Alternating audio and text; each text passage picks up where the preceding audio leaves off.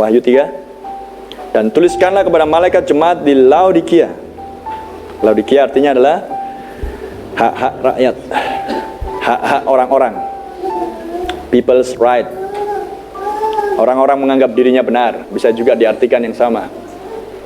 Zaman Laodikia, Laodikia artinya adalah suam-suam kuku. Laodikia artinya juga adalah murtad, backslidden. Laodikia adalah gereja yang jarak pandangnya pendek, sehingga hanya bisa memandang jarak dekat. Kita membaca jarak jauh, nggak bisa melihat jauh. Ngerti? Tahu yang sama maksudkan? Paling jauh hanya bisa melihat organisasinya, kredo dan dogmanya, program gereja. Untuk memandang hal-hal yang akan datang, mereka tidak mampu untuk melihat Yerusalem yang baru. Haleluya. Amen. Haleluya.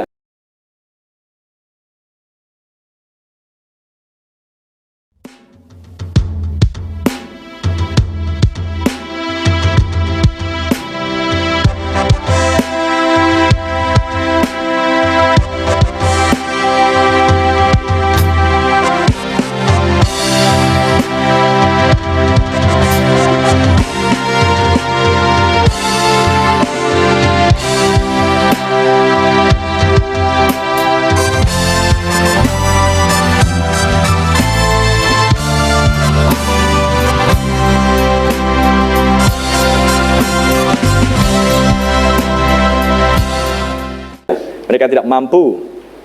Itulah Laodikia. Itulah Laodikia. Inilah firman dari Sang Amin. Amen. Inilah aminnya Allah. Dan aminnya Allah adalah Yesus Kristus. Dialah Logos pada mulanya. Dialah firman itu, Immanuel. Inilah firman dari Amin, saksi yang setia dan benar. The faithful and true witness, saksi yang setia dan benar.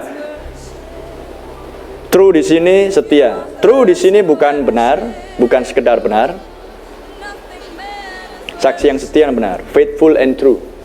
True di sini bukan sekedar benar. True di sini melampaui hal itu. Artinya adalah Anda dibawa kepada sebuah realisasi yang sempurna. Amin. Di mana ini bukan lagi bayangan, tapi inilah realitanya Allah sendiri. Ini adalah sebuah hal yang real dari Allah. Bukan sekedar benar, melampaui hal itu. Pemahamannya cukup dalam dan kaya.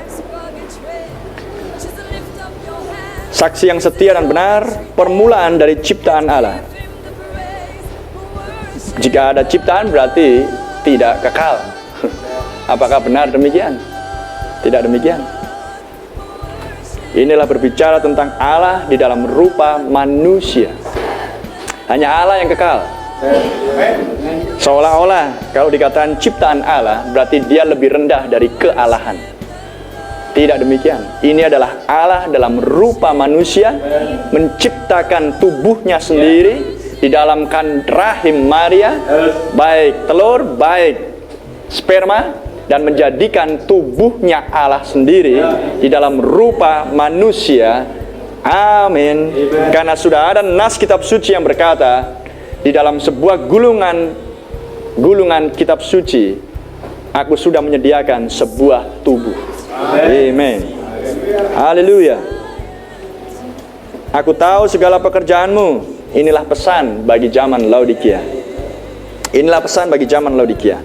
Aku tahu pekerjaan-pekerjaanmu. Apa itu?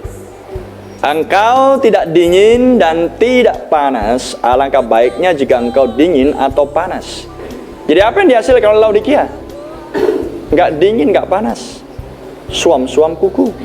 Jadi karena engkau suam-suam kuku dan tidak dingin atau panas, aku akan memuntahkan engkau dari mulutku. Inilah pekerjaan, perbuatan yang dihasilkan oleh zaman Laodikia. Zaman yang terakhir, zaman yang ketujuh, di mana zaman yang pertama Efesus dimulai dengan benih perbuatan Nikolaus. Amin. Dan yang terakhir semuanya tertumpuk di zaman Laodikia. dan menghasilkan kondisi di zaman Laodikia adalah sebuah gereja yang palsu tentunya, pokok anggur yang palsu tentunya, gereja lalang, gereja yang mati, amin. Karena mereka tetap meneruskan dengan nama yang mati, yang mereka hidupi sampai dengan zaman Laodikia. Mereka bukanlah orang-orang pintu terbuka antara zaman Philadelphia dan Laodikia. Mereka lah orang-orang yang suam-suam kuku. Amen. Di dalam mereka adalah doktrin Nikolaus, doktrin William, dan doktrin Isabel. Di dalam mereka sepenuhnya. Itulah sebabnya gereja inilah gereja yang mati, suam-suam kuku, tapi memiliki suatu bentuk kesalehan. Rajin beribadah, hebat melakukan hal-hal yang baik. Amen. Bahkan kadang-kadang melampaui akan gereja yang hidup, sangat giat melakukannya, menyangka mereka berkenan melayani Tuhan, tapi Allah yang mereka layani, yang mereka sembah, Allah itu akan menjadi hakim mereka, bukan penebus kaum kerabat, tapi bahkan menjadi hakim mereka, bukan juru selamat mereka, bukan mempelai pria mereka, akan menjadi hakim mereka. Karena engkau berkata, mereka mendiagnosa keberadaannya dirinya sendiri. Si pasien mendiagnosa dirinya sendiri. Kau bilang sakit, sehatnya aku, kaya pun. Yang mendiagnosa zaman Laodikia dan di setiap zaman adalah Allah sendiri. Di setiap zamanlah Roh Kudus yang mendiagnosa.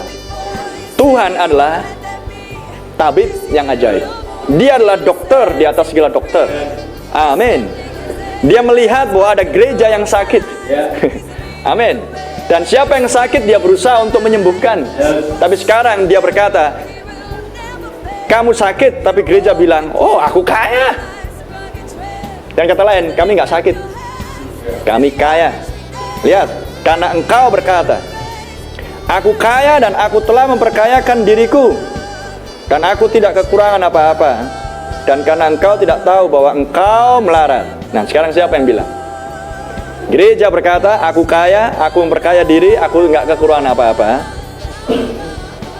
Tapi sekarang Roh berkata, engkau melarat dan malang, miskin, buta, dan telanjang, dan tidak mengetahuinya. Amen. And knowest not that thou art wretched and miserable and poor and blind and naked. Amen. Maka Roh Kudus bilang, maka aku menasihatkan engkau supaya engkau membeli daripadaku emas yang telah dimurnikan dalam api, agar engkau menjadi kaya. Inilah kaya di dalam pandangan Tuhan, bukan kaya dalam pandangan gereja yang mati. Bukan pandangan dunia tentang arti kaya. Tapi jika Tuhan berkata, aku akan membuat kamu kaya, bukan Anda punya Mercedes, punya mobil mewah, punya rumah mewah, dan lain sebagainya. Karena Allah adalah kaya. Maka aku menasihatkan engkau supaya engkau membeli daripadaku emas yang telah dimurnikan dalam api, agar engkau menjadi kaya. Lori, siapa yang mau jadi kaya? Ada yang ingin jadi kaya? Oh iya, saya mau jadi kaya, belas. Saya mau jadi kaya, karena saya anak orang kaya. Maka saya harus kembali lagi ke harta saya. Dan Bapak sudah meninggalkan warisan itu. Dan saya mau mengejar warisan itu. Amen. Saya tidak mau memakai akan sendok teh. Saya mau memakai sebesar-besarnya untuk meraup kekayaan Allah.